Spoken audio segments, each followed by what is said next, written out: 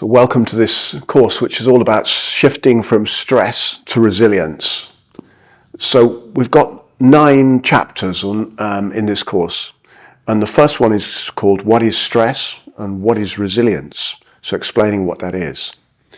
The second chapter is about the neurobiology of stress so that you understand what's happening inside of you. Chapter 3 is about separation and stress, which is about the transperson, which is understanding the big picture of stress. And number 4 is self-applied neuroplasticity, awareness and learning, about how we make change, how we do this change thing. And number 5 is about shifting from the stress cascade. Chapter number 6 is the 4 keys for change, which are very clear outlines of how you can make that change. And number 7 is the 7 steps to take you through this. Number 8 is what else? And number 9 is the practices. The 12 practices, in fact, that we're going to teach you on this course. Now, like I said, this course has 9 chapters, 9 video lessons, and by the end of this course, you will have a pretty complete understanding of what you need to transform stress into resilience, into radical resilience. Like I said, the course also has 12 core practices for you to apply into your life, and the plan is to weave those into your life. And you'll be shown how to do this, to build discipline and create healthy habits around the principle of the 4 keys and the 7-step framework, which we're going to teach you. So, let's have a look at stress. I mean, stress is technically it's the biological response to a stressor. And a stressor is anything that challenges you sufficiently to make you either consciously or unconsciously question your resource level and feel threatened by the demand on you. Do we have enough resources to deal with this situation? Now, usually that's unconscious. Now, stressors are not going away. They don't. There's always stressors. However, we can radically transform our response to those stressors and transform both our perception of them and, as I said, our response to them, so that our experience radically shifts into one of resilience. We grow in radical resilience. Now, in nature, trees need wind to grow strong. If there's insufficient wind tugging at the tree's roots and pulling their branches, they grow weak and then they fall over in the first wind. The first strong wind comes, the tree's down. Now, the structural changes that occur to enable them to stand firm and simply bend in the wind, we can call resilience. Now, bones in a body are sculpted by movement. They grow their shape from the forces, the compressive and tensile forces, the torsional forces applied to them. So the shape of the bones is actually sculpted by movement. If we take living bones out into space, where the force of gravity is less and there's less compressive, tensional and torsional forces, they become weak and fragile. Neurons in our brain grow through experiential challenges, blissful and painful. The neurons join together to make new networks and learn from that, which is initially maybe different, often confusing, and can't immediately be grasped. But this is learning in process. It's okay. Now, radical resilience is about getting stronger in the light of stressors, rather than becoming more fragile. It's about continually and consciously learning. Now, we need a word on trauma before we go further. So what is trauma? Trauma is an assault whereby the impact of the experience cannot be adequately processed, resolved as experience, and then integrated as what happened. That's what trauma is. Now, trauma is anything that leads to a huge shift in our biology. That, like I said, the experience, instead of being processed, is held in somatic, that's in the body, in body patterns, in emotional patterns, and in cognitive patterns and emotional responsivity as well. So we make meanings out of it and narratives such that these holding patterns, right, alter a person's whole response to life, their bio-psychosocial responses, and substantially reduces their quality of life, their capacity to respond to life, situations and circumstances, and their ability to socially engage, experience joy, learn and empathize. All these are affected by trauma. Now, crucially, what one person experiences as trauma, another person views as resilience or character building.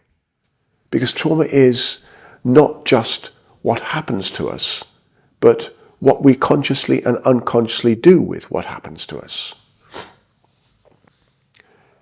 If we feel supported, then we can be fortunate enough to find resources that allows adequate processing power. Now that said, trauma such as neglect or abuse in the developmental phases of a child's life or of a teenager's life adversely affects brain development. It really does. And in these phases of life, the person experiencing the trauma has relatively limited capacity to meaningfully process the event. Now, trauma that occurs prior to prefrontal cortical activation, which is around about 24 to 27 years of age, can't be effectively processed. We don't have the meaning-making capacity or the choice-making capacity to be able to actually do that. So trauma that occurred also in the pre-verbal phases as well, which is before we can talk, is held somatically. It affects the function of the body. It affects how the glands work, how muscles and fascia are bound into defensive patterns, and even how we breathe. Now, these various holding patterns and defensive armoring that arise from the experience of trauma also invite the development and trajectory of later onset diseases. And we're talking about a host of diseases such as cardiometabolic disorders, cancers, immune disorders, all sorts of things. Because trauma is a whole body-mind experience. Now, trauma has become a bit of a buzzword, and it's becoming a huge business. It's good it's becoming a buzzword. It's good people are being informed about it. But the idea that if you have a belly button, you have trauma, well, it's probably accurate. And yet it has a tendency to dilute the meaning of the word to a degree. To the degree that everything is traumatic and we can't liberate ourselves from this trauma-led lifestyle. Yes? Now, trauma is endemic in our culture. From transgenerational trauma, which lasts for 7 generations or so, to developmental trauma. And then through adult experiences where our boundaries are transcended, not listened to, unheard, where we weren't consented. Now, but Gabor Mate uses the word trauma to describe an inner injury, a lasting rupture or split within the self structure, the selfing, the sense of self. And this is the kind of experience that leaves a raw scar that can be triggered. And then it takes on a life of its own, manifest in acting out unresolved emotions, creating drama, destroying relationships, and really leading to somatic and cognitive narratives of tragedy, blame, shame, unworthiness, and unlovability. Now, Peter Levine, another great teacher in trauma, describes trauma as the most avoided, ignored, belittled, denied, misunderstood, and untreated cause of human suffering. Now, this is capital T trauma, as Gabor Mate describes it. Now, lowercase little t trauma is the less memorable but extremely prevalent quality of dismissing, demeaning, verbally abusive bullying by parents, teachers, peers, and significant people in our lives.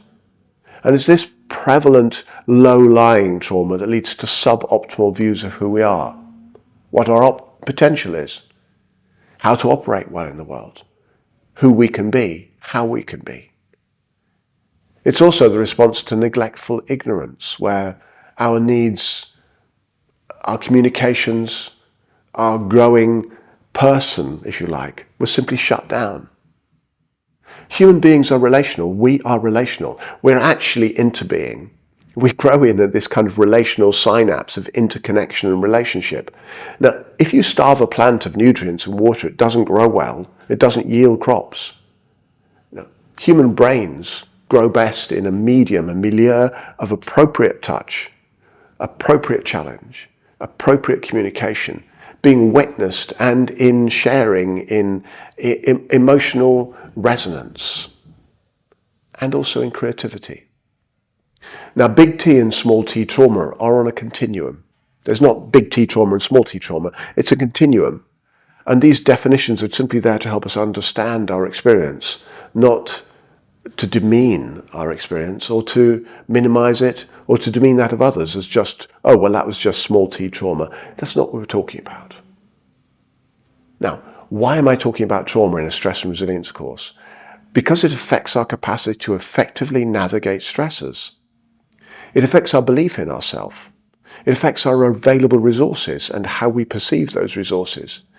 It affects our states of mind, our perception of both ourselves and others, and it affects our capacity to relate well, our relational ability. When you're working through this stress to resilience course, please realize you're also addressing, though not specifically in this course, any of your neurobiology that was altered either by big T or small t trauma on that spectrum of trauma. This whole course is about you reaching your potential. It's about you reaching your potential and actualizing that.